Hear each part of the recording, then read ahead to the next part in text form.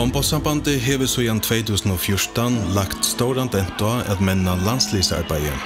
I dag har vi landslig i Ødlund ungdomsdalton fra U16 til U21, omframt A-landslig, tjabæg kvinnen og mannen.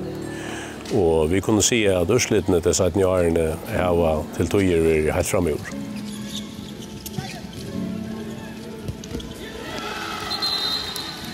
I 2016 var det U21-drengene vi i HM-endaspillet i Algeria og gå i heimsins beste London herra mot støve.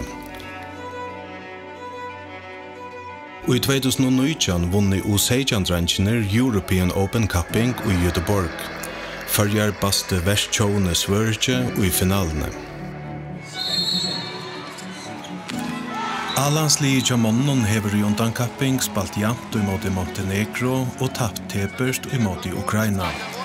Eisne stod det seg vel annan disten imot danske heimsmeisteren.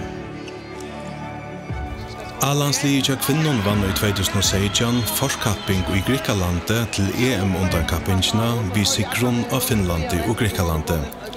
Sigraner hadde vissar at kvinnerna slopp i å spille undankapping og imot størstjåen som Sverige og Rumænia.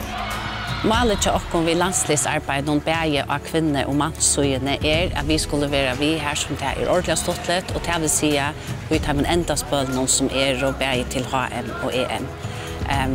Det mest så til at vi skulle være mittel 24 det beste i London og Heimnon.